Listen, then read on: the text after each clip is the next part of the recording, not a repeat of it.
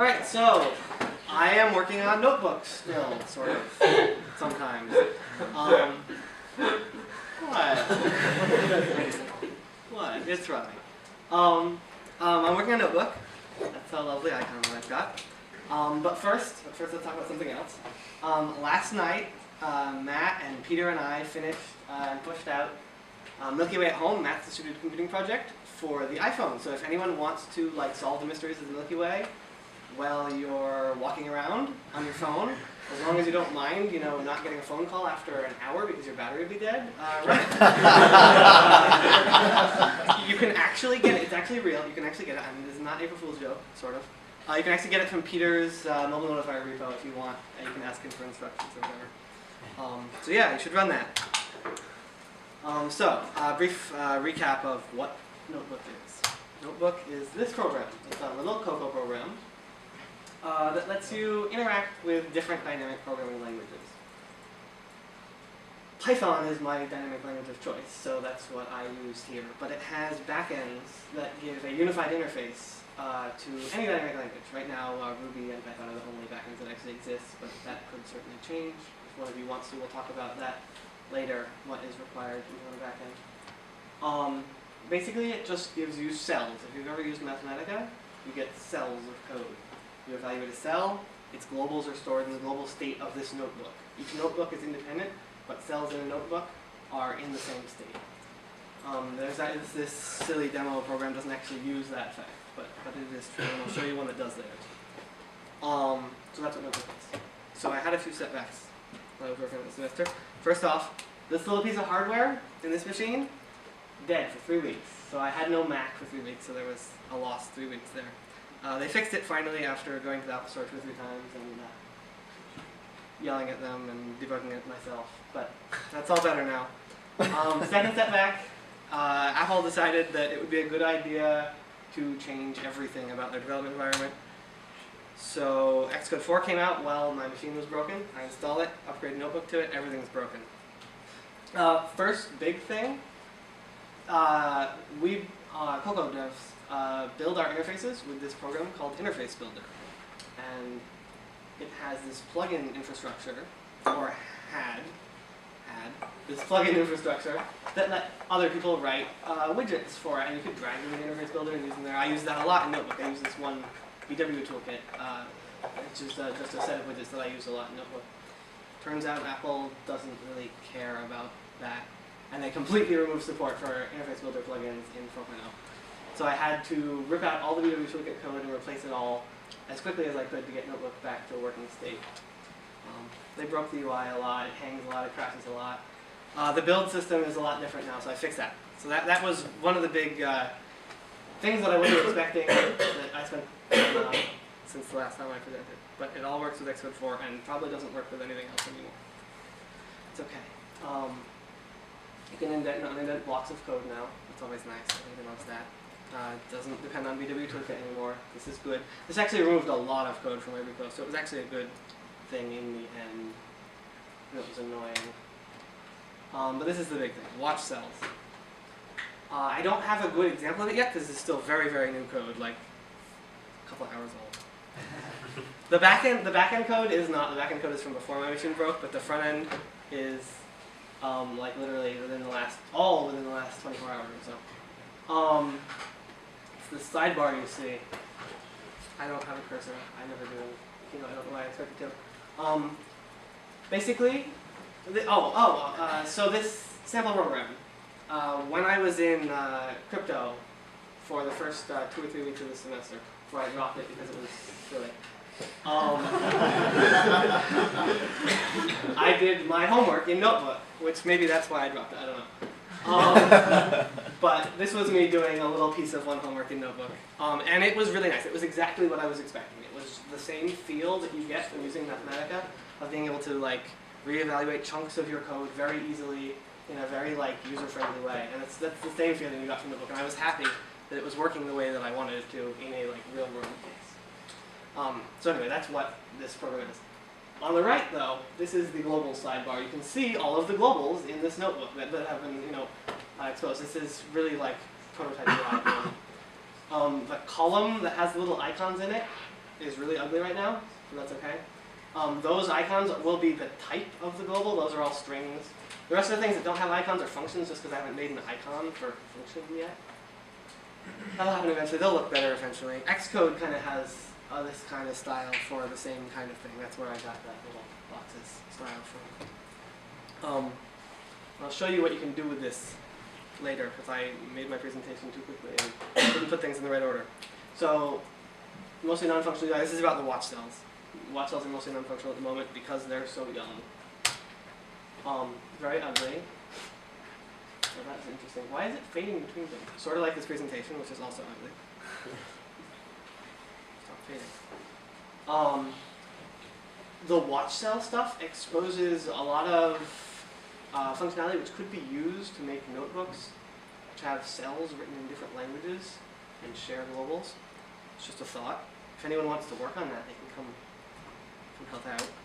That would be kind of neat though if you could write a piece in Python, write a piece in Haskell, have them share, because you love this language. So let's say, why would you want to write a backend? You should write a backend. Somebody come write a backend. Peter, why are you looking at me? Don't look at me, look at the slide. You want to write a backend because you love some dynamic language other than Python and Ruby. Watch cells don't work with Ruby yet because I haven't written that on the backend. And things that you don't implement just don't work, which is fine. You only have to implement a bare minimum if you want to. Why is everything fading in? Your magic move? No, just like everything's fading in. I didn't add any transitions to anything, but everything's just fading in. Makes it more dramatic. Like this is this like an Apple April Fool's joke? So when you're writing a backend, you have to think about how you have to write methods to return a couple obvious things. The name of your backend, some kind of universally unique identifier. That's what I use because it's good to use reverse DNS because these are guaranteed to be unique because I own Horton like through a allocation structure that's already well defined, the DNS system. This is actually the version of Python that it works with, and an icon. So these are the obvious things that you need to know, think about, whatever, when you're writing it. Some less obvious things, but these are still kind of obvious things. I don't know why everything's fitting in.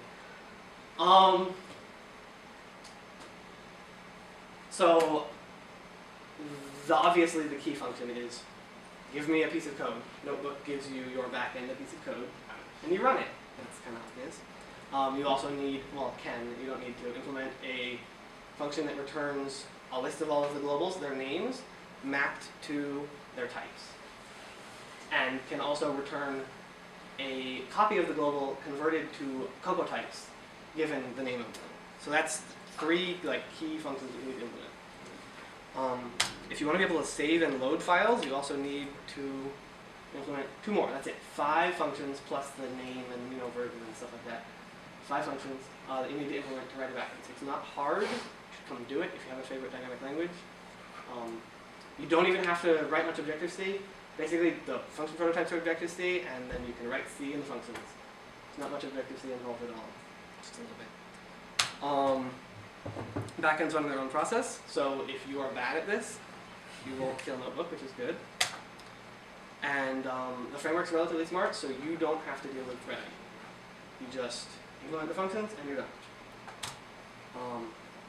Yes, so I'm going to do a demo. Thank you, Morthy, Sean O'Sullivan, Nate, and Peter for all their continued assistance. Except that icon that Nate made me, which is really bad that I don't use. This is the website. You can go here. It's pretty much content-free still. I haven't changed that at all. You can download it if you have a Mac. Peter, you want to come do a demo? Do you want me to do a demo? You should come do a demo. It'll be funny.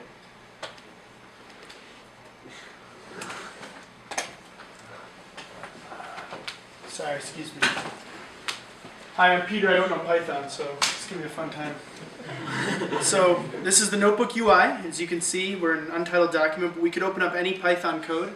And when Notebook saves a Python document or Ruby or whatever, it uses this pragma mark syntax. So you can distribute these Python files like the regular Python files, and then when someone opens them up in Notebook, they'll work, but they'll also just work as Python files. So the only thing I know how to do in Python is there's this guy named Pythagoras. So for example, you do A equals 3. That's kind of fun. B equals 4. I think it's Shift Enter or Command Enter. Oh, look at that. And then Oh, drag one down. I haven't actually shown them this yet. Drag one down here. watch cell. Magic. And then how do you make a new cell? Command Shift N. I think. Shift N. Okay, then we do C is equal to A times A. We're going to need to do some square root action. Do you know how to do square root? Kind of. Squirt.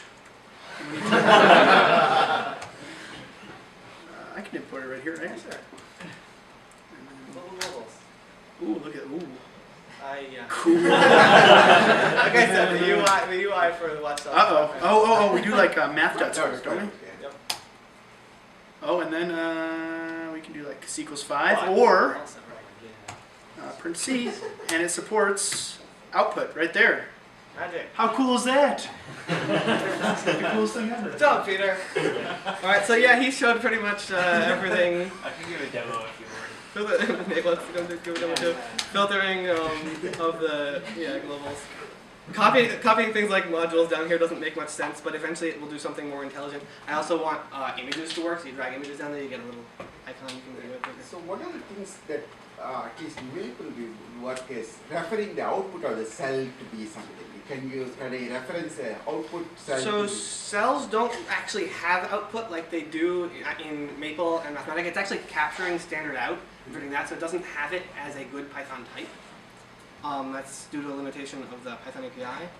Because if you want to, it's hard to explain. I'm not exactly sure how to explain it, but it doesn't work exactly like it does in Maple and Mathematica. So you could certainly refer, to this C somewhere else like Peter did. But you can't refer to the output of the last cell or something like that. Yeah, there's lots of cute little select all above and evaluate all of them or whatever. Little convenient little things like that. If you change a cell that's being watched right now, or a watched item, will it live update? It better, yes. Can I try Then it? I'd have to go back here. Yeah, sure.